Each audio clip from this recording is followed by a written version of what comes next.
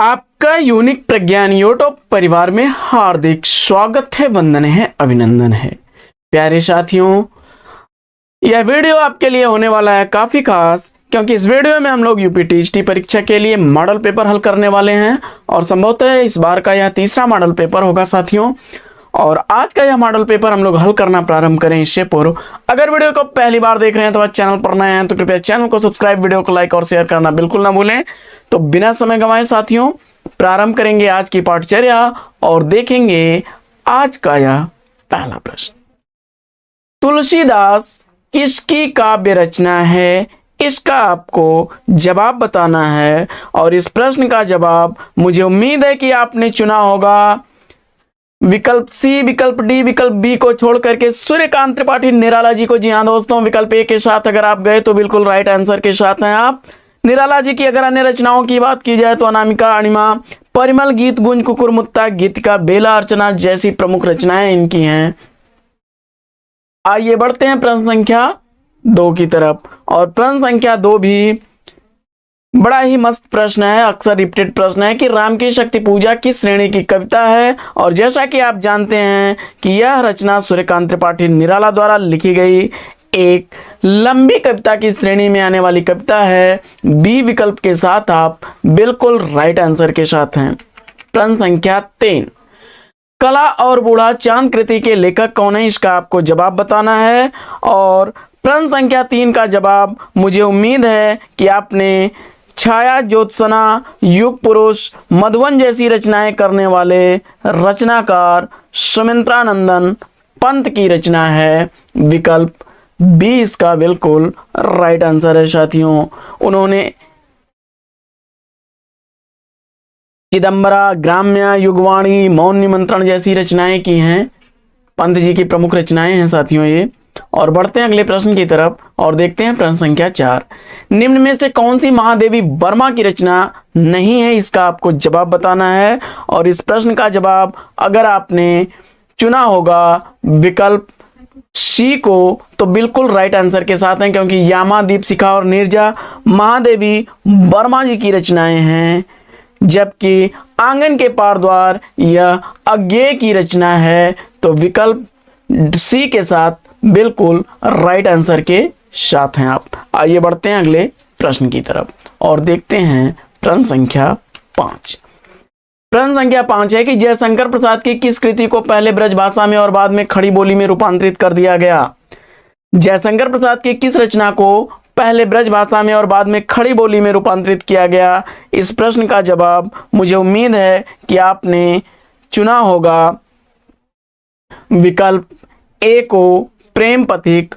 1914 ईस्वी में यह रचना जो है ब्रज भाषा में लिखी गई थी, जो कालांतर में चल करके खड़ी बोली में अनुवादित हो गई। आइए साथियों बढ़ते हैं अगले प्रश्न की तरफ। इसके अलावा कानन कुसुम, आंसू और झरना यह कृतियां भी जयशंकर प्रसाद की ही रचनाएं हैं।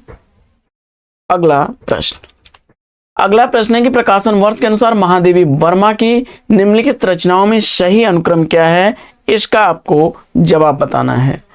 तो इसमें निहार कृति का प्रकाशन काल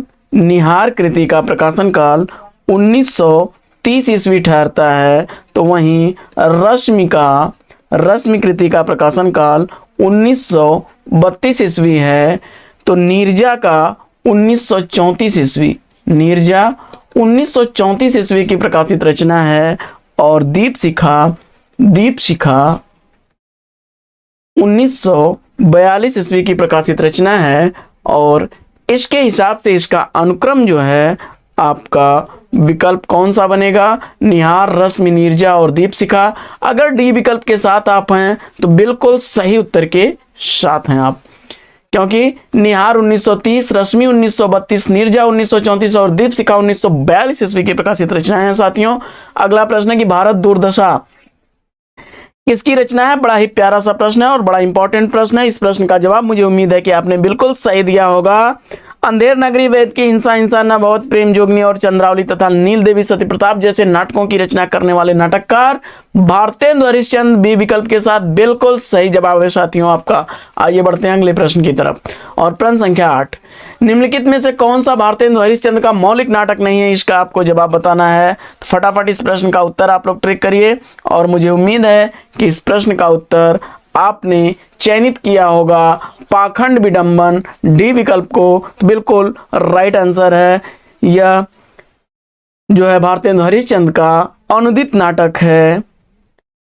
यह प्रबोध चंद्रोदय नाटक जो संस्कृत में लिखा गया था, प्रबोध चंद्रोदय संस्कृत का नाटक है और इस नाटक का जो है हिंदी अनुवाद है।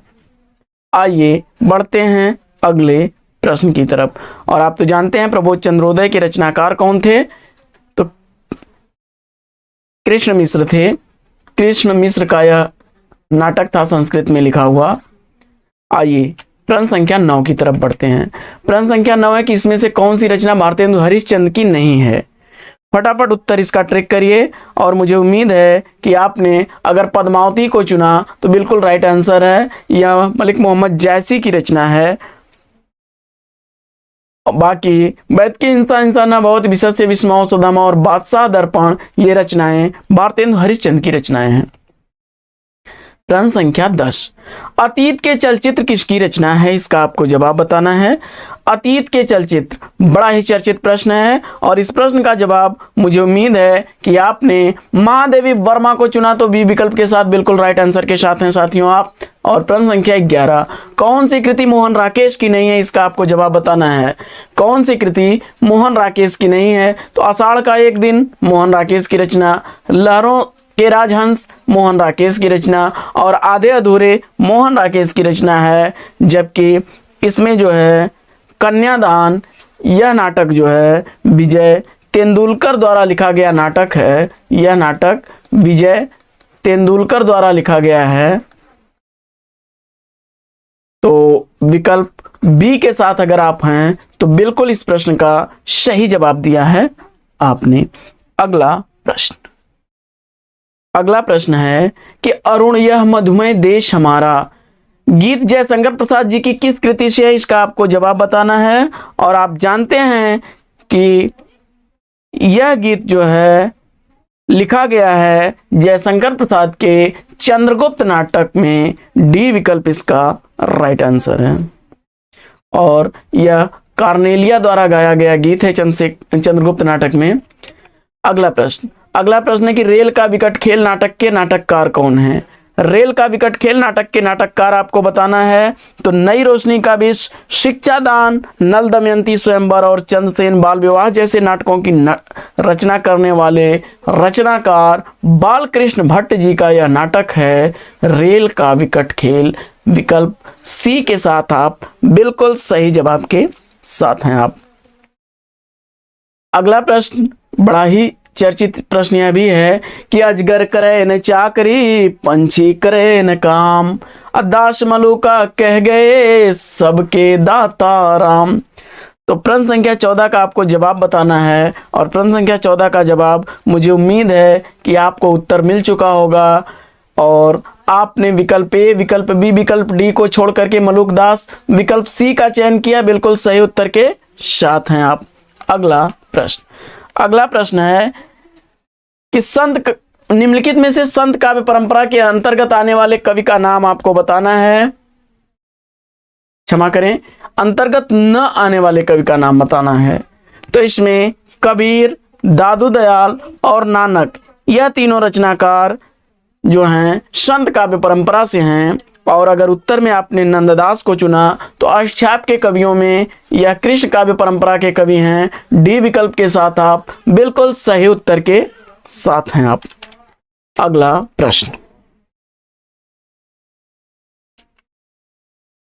प्रश्न कंजूस और सोना किसकी रचना है, इसका आपको जवाब बताना है। कंजूस और सोना रचना के रचनाकार कौन हैं। और आप जानते हैं कि यह एक कहानी विधा की रचना है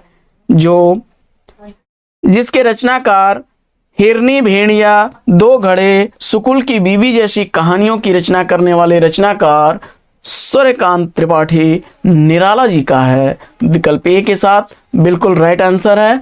अगला प्रश्न बड़ा ही आसान सा प्रश्न है और इसका जवाब भी आप बहुत सही देंगे। आलवर वैष्णव की संख्या आपको बताना है, आलवर भक्तों की संख्या आपको बताना है।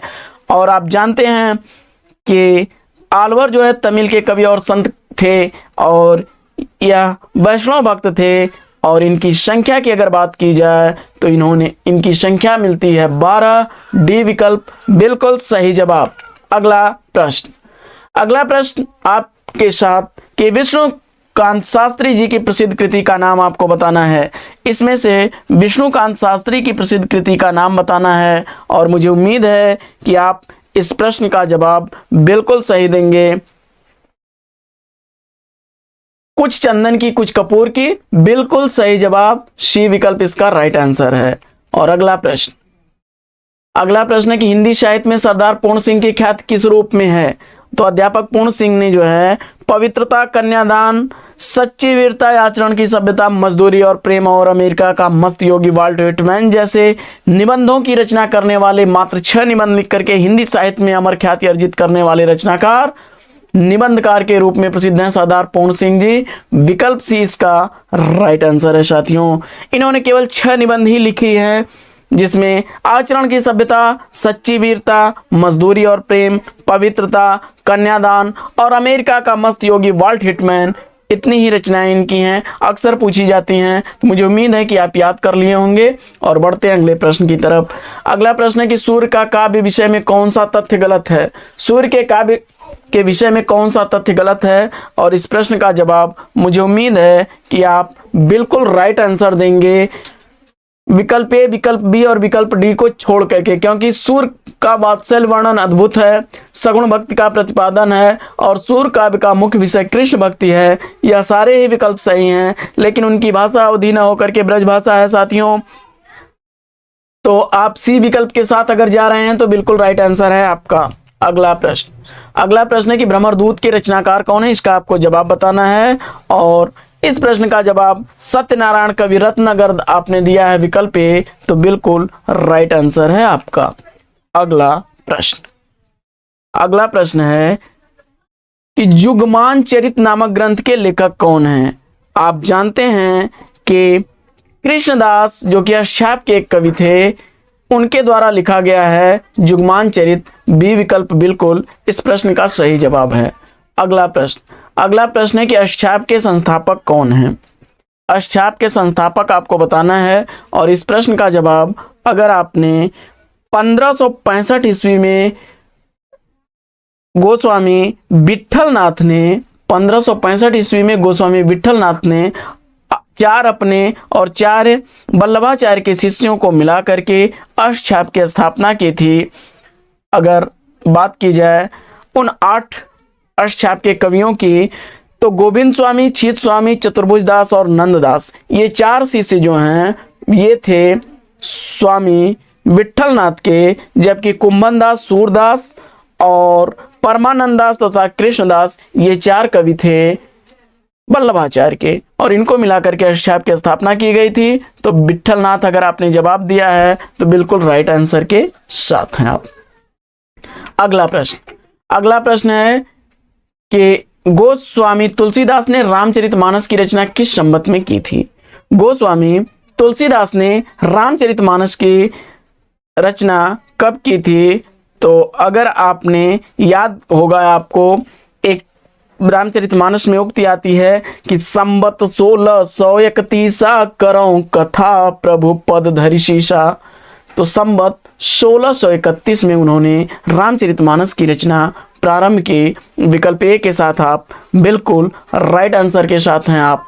अगला प्रश्न है कि राम रक्षा स्तोत्र के रचनाकार कौन है। और राम रक्षा स्तोत्र का रचनाकार अगर आपने स्वामी रामानंद को चुना तो बिल्कुल सही जवाब के साथ हैं। डी विकल्प इस प्रश्न का बिल्कुल सही उत्तर है। अगला प्रश्न है कि रामचरितमानस के उत्तरकांड के संबंध में असत्य कथन का चयन आपको करना है। तो इसमें से असत्य कथन कौन सा है रामचरितमानस के संदर्भ में, इसका आपको जवाब बताना है। तो इसमें जो है, इसमें राम के लोकाश्रयी आनंद का चित्रण है, सही है। यह कवि की कालजयी रचना का समापन बिंदु है, यह गलत बात है इसमें। बाकी इसमें शैव एवं वैष्णव मतों के समन्वय का दृष्टिगत होता है। इस कांड में कवि ने युगीन समस्याओं की उचित और सर्वग्राही समाधान दिया है, तो ये सारी चीजें सही हैं। बी विकल्प के साथ अगर आप जा रहे हैं तो बिल्कुल राइट आंसर के साथ हैं आप। अगला प्रश्न है कि साधना की 4 अवस्थाओं शरीयत, तरीकत, मार्फियत और हकीकत का संबंध आपको बताना है, और इसका जवाब मुझे उम्मीद है कि आपने सूफी साधना से जोड़ा होगा, तो बी विकल्प इसका राइट आंसर है। अगला प्रश्न है कि आचार्य रामचंद्र शुक्ल ने किस सूफी काव्य पद्धति का किस ग्रंथ को सूफी काव्य पद्धति का अंतिम ग्रंथ माना है, इसका आपको जवाब बताना है। और शुक्ल जी के अनुसार अंतिम ग्रंथ जो है वह इंद्रावती है, विकल्प डी इसका राइट आंसर है, जिसके लेखक नूर मोहम्मद हैं। अगला प्रश्न है कि बाजे पायलियां के घुंघरू के लेखक कौन हैं? बाजे पायलियां के घुंघरू यह कन्हैया लाल मिश्र प्रभाकर द्वारा लिखी गई है, विकल्प ए इसका राइट आंसर है।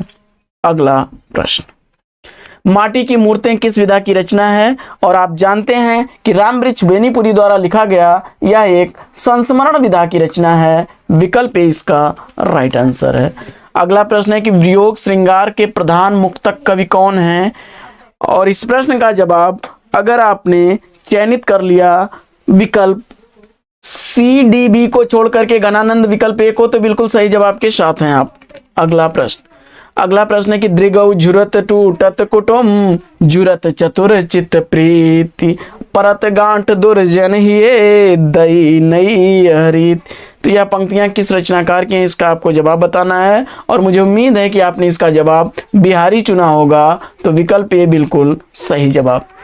अगला प्रश्न है कि इसमें से किस कवि की प्रेमिका का नाम सुजान था, इसका आपको जवाब बताना है। और प्रश्न संख्या 33 का अगर आपने राइट आंसर सेलेक्ट कर लिया घनानंद, तो बिल्कुल राइट आंसर है विकल्प सी। अगला प्रश्न है निम्नलिखित में से कौन सा कथन असत्य है, इसका आपको जवाब बताना है।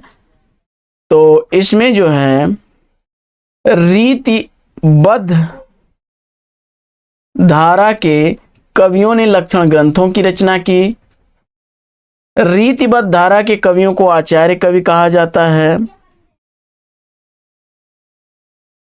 और बिहारी रीत सिद्ध धारा के कवि हैं। यह सारे ही विकल्प सही हैं, लेकिन केशव रीति मुक्त धारा के कवि नहीं हैं, क्योंकि केशव जो हैं यह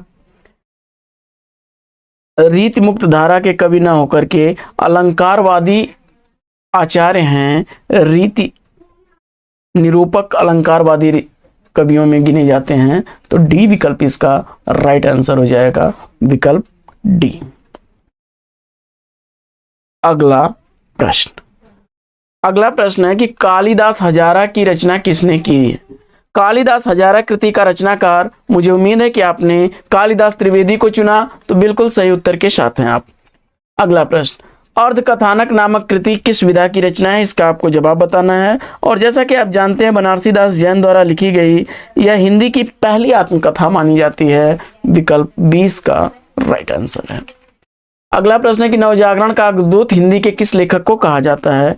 नवजागरण का अग्रदूत कहे जाने वाले रचनाकार इसमें से प्रसिद्ध आधुनिक युग के जनक के रूप में भारतेंदु हरिश्चंद्र जी हैं, बी विकल्प इसका राइट आंसर है। अगला प्रश्न, भारतेंदु हरिश्चंद्र द्वारा संपादित पत्रिका का सही नाम इसमें से आपको बताना है।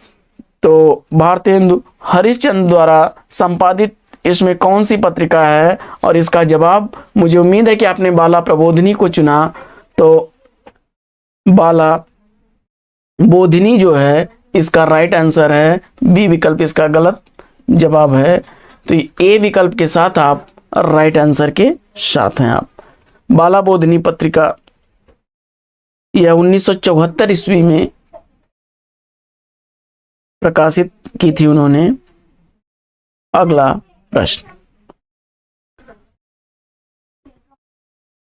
प्रश्न है कि हिंदी नवरत्न के लेखक कौन हैं? हिंदी नवरत्न के लेखक आपको बताना है, और मुझे उम्मीद है कि इसका जवाब आपने मिश्रबंध चुना होगा, तो सी विकल्प के साथ बिल्कुल राइट आंसर है आपका। अगला प्रश्न है कि हिंदी साहित्य का आधा इतिहास निम्नलिखित में से किसके द्वारा लिखा गया है? हिंदी साहित्य का आधा इतिहास लिखने वाली रचनाकार सुमन राजे हैं, विकल्प 20 का राइट आंसर है। अगला प्रश्न है कि आंग्ल भाषा में लिखा गया हिंदी साहित्य का इतिहास स्केच ऑफ हिंदी लिटरेचर के लेखक कौन है?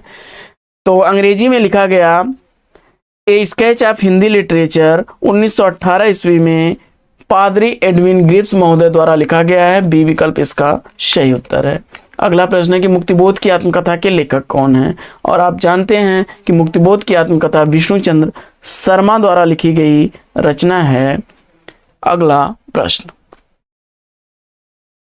प्रश्न है कि नई कविता और अस्तित्ववाद के लेखक कौन है? नई कविता और अस्तित्ववाद यह आलोचनात्मक ग्रंथ रामविलास शर्मा द्वारा लिखा गया है, बी विकल्प इसका राइट आंसर है। अगला प्रश्न है कि अपभ्रंश से प्रभावित हिंदी की रचना कौन सी है? और इस प्रश्न का जवाब अगर आपने भारतेश्वरी बाहुबली रास चुना है तो ए विकल्प इस प्रश्न का बिल्कुल सही जवाब है। अगला प्रश्न, आचार्य रामचंद्र शुक्ल के अनुसार निम्नलिखित में से कौन सी रचना तुलसीदास की है? और मुझे उम्मीद है कि इस प्रश्न का जवाब आपने बरवे रामायण चुना होगा, तो बिल्कुल राइट आंसर है। अगला प्रश्न, बरवे जो है अवधि का छंद है एक। अगला प्रश्न, आल्हा और उदल नामक दो वीर सरदारों की वीरतापूर्ण लड़ाइयों का वर्णन किस रचना में मिलता है? तो परमाल रासों में जगनिक द्वारा लिखा गया है, विकल्प ए इसका राइट आंसर है, जो 1230 ईस्वी के आसपास की रचना है। और इसका जो है आलाखंड नाम से 1865 ईस्वी में चार्ल्स इलियट ने, जो कि फर्रुखाबाद के तत्कालीन जिलाधीश थे, उन्होंने प्रकाशित करवाया था। अगला प्रश्न, अपभ्रंश का वाल्मीकि किसे कहा जाता है? और अपभ्रंश का वाल्मीकि अगर आपने चुना है स्वयंभू को, तो बिल्कुल राइट आंसर है आपका। अगला प्रश्न है कि विभाव अनुभाव व्यभिचारी संयोगाद रस निष्पत्ति सूत्र किस आचार्य का है? और इस प्रश्न का जवाब अगर आपने आचार्य भरत मुनि को चुना तो बी विकल्प इस प्रश्न का बिल्कुल राइट आंसर हो जाएगा। अगला प्रश्न, महिम भट्ट द्वारा प्रतिपादित इसमें से सिद्धांत कौन सा है? और अनुमानवाद अगर आपने चुना तो बी विकल्प ए विकल्प इसका बिल्कुल सही जवाब हो जाएगा। अगला प्रश्न, ध्वन्यालोक किस तत्व से संबंधित ग्रंथ है? और ध्वनि से संबंधित अगर इसका जवाब दिया तो डी विकल्प बिल्कुल राइट आंसर। सतपुड़ा के जंगल किसकी रचना है? सतपुड़ा के जंगल अगर आपने चुन लिया है भवानी प्रसाद मिश्र की रचना, तो विकल्प इसका ए बिल्कुल राइट आंसर है। अगला प्रश्न, क्योंकि गीत फरोश, बुनी हुई रस्सी, खुशबू के शिलालेख और नीली रेखा, त्रिकाल जैसी रचनाएं इनकी हैं। अगला प्रश्न, नई कविता की प्रमुख प्रवृत्ति कौन सी रही है? और नई कविता की प्रमुख प्रवृत्ति इसमें से उन्मुक्तता रही है, विकल्प 20 का राइट आंसर है। अगला प्रश्न है कि संसद से सड़क तक कृति के रचनाकार कौन है? और आप जानते हैं कि यह रचना सुदामा पांडे धूमिल की रचना है, विकल्प 20 का राइट आंसर है। अगला प्रश्न है कि नरेश मेहता को ज्ञानपीठ पुरस्कार उनकी किस रचना के लिए दिया गया? तो नरेश मेहता को 1992 ईस्वी में उनके संपूर्ण रचना कर्म के लिए ज्ञानपीठ पुरस्कार से सम्मानित किया गया। अगला प्रश्न है कि धर्मवीर भारती की काव्यकृति कनुप्रिया में किसका वर्णन है? तो धर्मवीर भारती द्वारा लिखी गई जो कनुप्रिया है वह राधा के नवीन रूप का वर्णन किया गया है, विकल्प ए इसका राइट आंसर है। अगला प्रश्न है कि ताई कहानी के लेखक कौन है? और आप जानते हैं कि ताई कहानी विश्वंभर नाथ शर्मा द्वारा लिखी गई है, विकल्प डी इसका राइट आंसर है। विश्वंभर नाथ शर्मा द्वारा लिखी गई है ताई कहानी। अगला प्रश्न है कि झबरा कुत्ता मुंशी प्रेमचंद की किस कहानी का पात्र है? और जवाब में आपने पूस की रात चुना, तो बी विकल्प बिल्कुल सही जवाब। अगला प्रश्न है कि इसमें से शिवमूर्त की कहानी कौन सी नहीं है? और इस प्रश्न का जवाब अगर आपने सेलेक्ट कर लिया अकर्मक क्रिया, तो बिल्कुल राइट आंसर है। भरतनाट्यम, तिरिया चरित्र और कसाई बाड़ा यह शिवमूर्त की कहानियां हैं। अगला प्रश्न, अरुण और मधुलिका किस कहानी के पात्र हैं? अरुण और मधुलिका जयशंकर प्रसाद द्वारा लिखी गई पुरस्कार कहानी के पात्र हैं? डी विकल्प इसका सही जवाब है। अगला प्रश्न, दामुल का कैदी के लेखक कौन है? दामुल का कैदी मुंशी प्रेमचंद्र की कहानी है। विकल्प सी के साथ बिल्कुल सही जवाब पर हैं आप। अगला प्रश्न है कि रुकोगी नहीं राधिका उपन्यास के उपन्यासकार कौन है?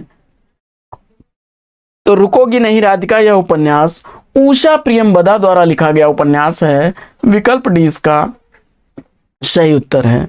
अगला प्रश्न है कि निम्नलिखित में से मैथिली शरण गुप्त की कौन सी रचना नायिका प्रधान नहीं है? इसका आपको जवाब बताना है। और प्रश्न संख्या 62 का अगर आपने जवाब सेलेक्ट कर लिया पंचवटी तो बिल्कुल राइट आंसर है। इसका नायक जो है वह लक्ष्मण है। तो बी विकल्प के साथ बिल्कुल राइट आंसर है। अगला प्रश्न, बाकी यशोधरा में गौतम बुद्ध की पत्नी यशोधरा नायिका के रूप में है। साकेत में लक्ष्मण की पत्नी उर्मिला है। और विष्णु प्रिया में जो है चैतन्य महाप्रभु की पत्नी है नायिका के रूप में। अगला प्रश्न है कि मैथिली शरण गुप्त ने इतिहास के उपेक्षित नारी पात्र को निम्न में से किस पुस्तक में दिखाया है? तो जवाब इस प्रश्न का मुझे उम्मीद है कि आपने उर्मिला को चुना, उर्मिला साकेत को चुना होगा, जिसमें उर्मिला को प्रदर्शित किया गया है। अगला प्रश्न है कि चाक उपन्यास की लेखिका कौन है? और इस प्रश्न का जवाब मैत्रेयी पुष्पा देकर के आपने ये विकल्प बिल्कुल राइट आंसर चुना है। अगला प्रश्न है, इनको जो है अगला प्रश्न, इलाचंद्र जोशी के उपन्यास जहाज का पंछी को किस श्रेणी में रखा जा सकता है? इलाचंद्र जोशी का जो उपन्यास जहाज का पंछी है यह आत्मकथात्मक है। विकल्प डी इसका राइट आंसर है। वैसे तो ये जो है मनोवैज्ञानिक श्रेणी में रचनाएं करते हैं, लेकिन यह जो उपन्यास है आत्मकथात्मक है। अगला प्रश्न है कि दहेज और बेमेल विवाह की समस्या प्रेमचंद के किस उपन्यास में उठाई गई है? और इस प्रश्न का जवाब अगर आपने विकल्प डी निर्मला चुना है तो बिल्कुल राइट आंसर है आपका। अगला प्रश्न है कि मैला आंचल उपन्यास के लेखक कौन है? और इस प्रश्न का जवाब मुझे उम्मीद है कि बिल्कुल सही आपने फणीश्वर नाथ रेणु दिया होगा। अगला प्रश्न है कि निम्नलिखित में से किस उपन्यास में मृणाल की आत्मपीड़ा का चित्रण हुआ है? और इस प्रश्न का जवाब अगर आपने त्यागपत्र चुना है तो बिल्कुल राइट आंसर है। विकल्प ए इसका सही जवाब है। रचना है तो इसमें से श्रीलाल शुक्ल द्वारा लिखी गई रचना राग दरबारी है। विकल्प सी इसका राइट आंसर हो जाएगा। अगला प्रश्न है, लाल टीन की छत के लेखक कौन हैं? और लाल टीन की छत इस कृति का रचनाकार अगर आपने निर्मल वर्मा को चुना है तो सी विकल्प इसका बिल्कुल राइट आंसर है। अगला प्रश्न है कि रजिया बेगम किसकी रचना है? तो रजिया बेगम कृति का रचनाकार आपने चुन लिया है किशोरी लाल गोस्वामी को, तो बिल्कुल राइट आंसर के साथ हैं आप। बी विकल्प इसका राइट आंसर है। अगला प्रश्न है कि आखिरी चट्टान तक के रचनाकार कौन है? और इसका जवाब अगर आपने मोहन राकेश को चुना तो राइट आंसर के साथ हैं आप। अगला प्रश्न है कि हिंदी भाषी राज्य के अंतर्गत कौन सा राज्य नहीं है? इसका आपको जवाब बताना है। और प्रश्न संख्या 74 का अगर आपने राइट आंसर चुन लिया है, पूछा जा रहा है कि हिंदी भाषी राज्य के अंतर्गत इसमें से कौन सा नहीं है, और इसका उत्तर मुझे उम्मीद है कि आपने चुना होगा महाराष्ट्र को, तो डी विकल्प इसका बिल्कुल सही जवाब। अगला प्रश्न है कि संविधान के किस अनुच्छेद में हिंदी को राजभाषा और इसकी लिपि देवनागरी होगी? और इसका जवाब अगर आपने 343 चुना तो सी विकल्प इसका राइट आंसर है। अगला प्रश्न है कि निम्नलिखित में से कौन सी बोली उत्तर प्रदेश में बोली जाती है? और उत्तर प्रदेश में बोली जाने वाली बोली अगर आपने विकल्प डी को चुना कन्नौजी, तो राइट आंसर के साथ हैं आप। क्योंकि बांगरू हरियाणा की बोली है, इसे हरियाणवी भी कहते हैं। हड़ौती राजस्थान की है और इसी तरह से बुंदेली बुंदेलखंड की बोली है। अगला प्रश्न, कौन सी प्राचीन भाषा नहीं है? तो इसमें अगर आपने पंजाबी को चुना तो बिल्कुल राइट आंसर है आपका। अगला प्रश्न है कि पंजाब में हिंदी का प्रचार किसने किया? तो पंजाब में हिंदी का प्रचार किसने किया? और प्रश्न संख्या 78 का अगर आपने जवाब चुन लिया है श्रद्धा रामफुलौरी को, तो पंजाब में हिंदी का प्रचार करने का श्रेय विकल्प बी श्रद्धा रामफुलौरी को जाता है। अगला प्रश्न है कि हिंदी भाषा में स्वरों की संख्या कितनी है? और हिंदी भाषा में ह्रस्व स्वरों की संख्या आपने अगर सेलेक्ट कर लिया अयूरी 4 तो बिल्कुल सही जवाब के साथ हैं आप। अगला प्रश्न है, निम्न में से दंत वर्ण कौन सा है? और इसका जवाब अगर आपने सेलेक्ट किया श को तो बिल्कुल राइट आंसर हो जाएगा विकल्प ए। अगला प्रश्न है कि इनमें से अनुनासिक वर्ण कौन सा है?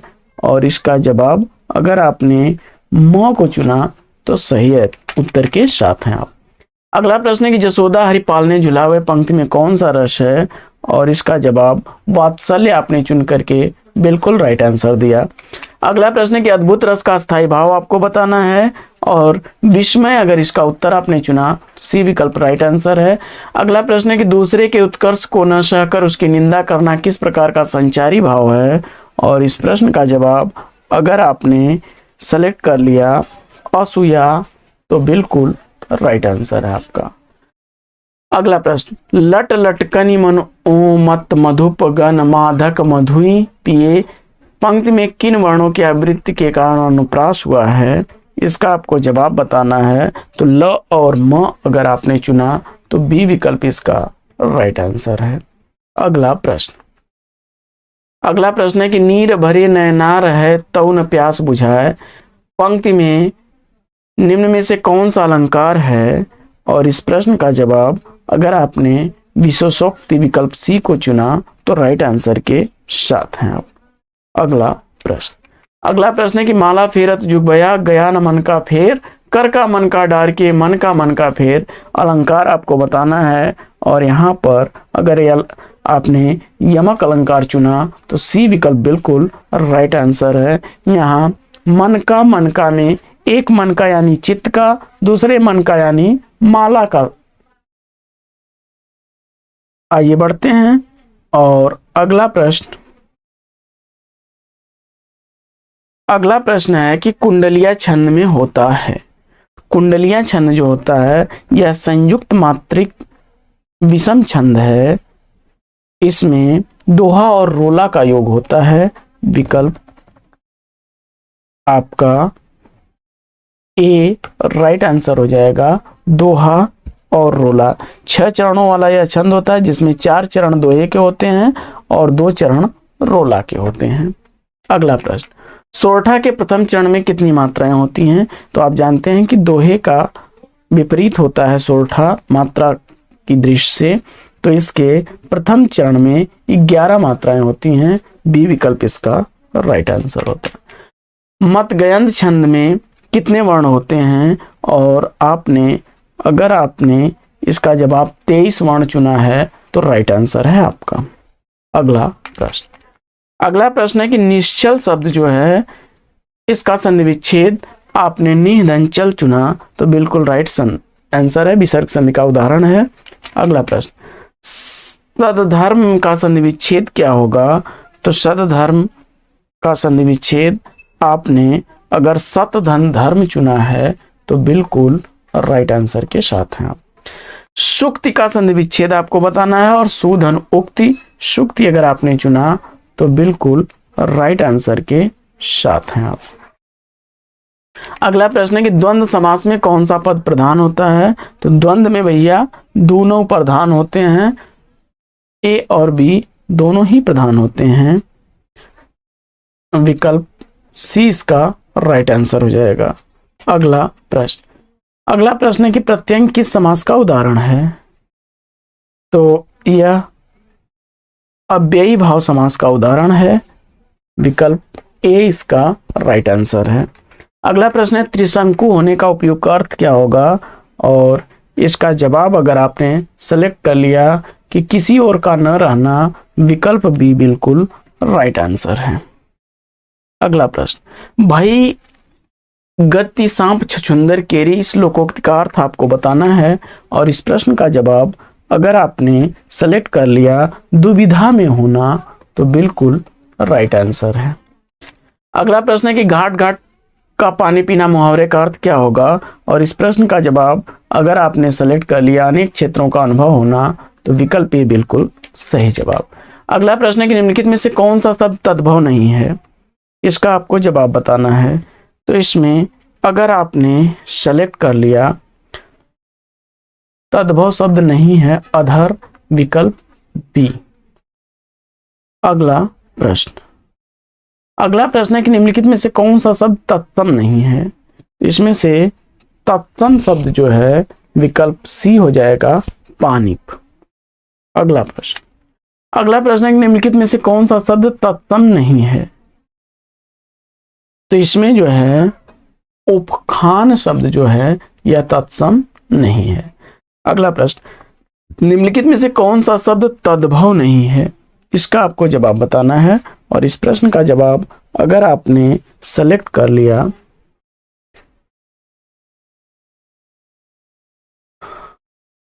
तद्भव, विकल्प बी।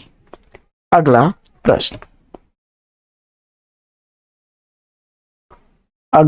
है रचना की दृष्टि से तद्भव शब्द जो है वह तत्सम है। अगला प्रश्न है कि निम्नलिखित में से कौन सा शब्द तत्सम नहीं है? तो इसमें जो है उलझन शब्द जो है यह तद्भव शब्द है, विकल्प सी इसका राइट आंसर है। अगला प्रश्न है कि निम्नलिखित में से कौन सा शब्द तत्सम नहीं है? तत्सम आप जानते हैं संस्कृत निष्ठ शब्द जो होता है, संस्कृत से सीधे सीधे हिंदी में जो शब्द आता है उसको तत्सम कहते हैं। तो इसमें तत्सम नहीं है यानी तद्भव बताना, और चैत विकल्प ए को अगर आपने चुना तो बिल्कुल राइट आंसर है आपका। अगला प्रश्न है वह शाम को घर जाएगा, वाक्य में वृत्ति के अर्थ का कौन सा भेद है? इसका आपको जवाब बताना है और इसमें अगर निश्चयार्थ आपने चुना तो बी विकल्प इस प्रश्न का बिल्कुल राइट आंसर है साथियों। अगला प्रश्न, वह भोजन बनाता है, वाक्य में कौन सा पक्ष है? तो वह भोजन बनाता है, इसमें आपको बताना है कौन सा पक्ष है। और बढ़ते हैं अगले प्रश्न की तरफ, और अगला प्रश्न है आवृत्ति मूलक, ए विकल्प इसका राइट आंसर था। और अगला प्रश्न है कि से के द्वारा के कारण उपसर्ग जो होता है, तो इसका जवाब हो जाएगा करण, विकल्प किस कारण का प्रसर्ग है? से के द्वारा के संदर्भ में कर्ता ने कर्म को करण से, विकल्प बी इसका राइट आंसर हो जाएगा। अगला प्रश्न है कि वीर शब्द का स्त्रीलिंग आपको बताना है और वीर शब्द का स्त्रीलिंग आपने जो है सेलेक्ट किया वीरांगना, तो ए विकल्प इसका राइट आंसर है। अगला प्रश्न है कि सर्वदा एक वचन में रहने वाला शब्द इसमें से कौन सा है? और जनता अगर आपने चुना तो बी विकल्प इसका राइट आंसर है। अगला प्रश्न है कि अपने जीवन पर स्वयं की लिखी कथा के लिए वाक्यांश क्या होगा? और आपने जवाब में मुझे उम्मीद है कि आत्मकथा चुना होगा, तो डी विकल्प इसका राइट आंसर है। अगला प्रश्न है कि पुस्तकीय शब्द में प्रत्यय बताइए। तो पुस्तकीय शब्द में प्रत्यय आपको बताना है और इसका जवाब अगर आपने ये चुना तो सी विकल्प इसका राइट आंसर हो जाएगा। अगला प्रश्न है कि दिए गए विकल्पों में से कौन सा विकल्प स्मरण का विलोमार्थी शब्द है? और 112 का अगर उत्तर आपने विस्मरण विकल्प सी चुना तो बिल्कुल सही जवाब के साथ हैं। अगला प्रश्न है कि दिए गए विकल्पों में कौन सा विकल्प संक्षिप्त का विलोम शब्द है? और इस प्रश्न का जवाब अगर आपने विस्तृत सेलेक्ट किया है तो बिल्कुल राइट आंसर के साथ हैं आप। समानार्थी शब्द के आधार पर यमुना शब्द के लिए उचित समूह को चुनना है आपको, और इस प्रश्न का जवाब अगर आपने कालिंदी, कृष्णा और सूर्यसुता को चुना तो बी विकल्प इसका राइट आंसर है। अगला प्रश्न है कि निम्नलिखित शब्द युग के सही अर्थभेद को छांटिए। चंचल और चंचला, तो चंचल और चंचला, अगर आपने चंचल यानी अस्थिर और चंचला यानी लक्ष्मी के संदर्भ में आपने चुना तो विकल्प सी इसका राइट आंसर हो जाएगा। अगला प्रश्न है कि सह अपश्यत का हिंदी अनुवाद क्या होगा, और इस प्रश्न का जवाब अगर आपने उसने देखा सेलेक्ट किया, सी विकल्प इसका राइट आंसर है। अगला प्रश्न है कि लड़का जा रहा का संस्कृत अनुवाद क्या होगा।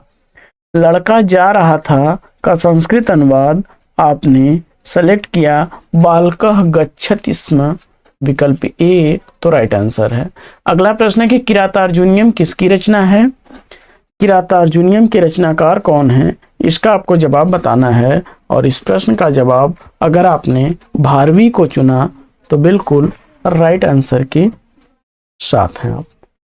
अगला प्रश्न है कि आत्मनेपदी धातु नहीं है इसमें से कौन सी, इसका आपको जवाब बताना है, और इस प्रश्न का जवाब अगर आपने विकल्प डी चुना तो राइट आंसर के साथ हैं।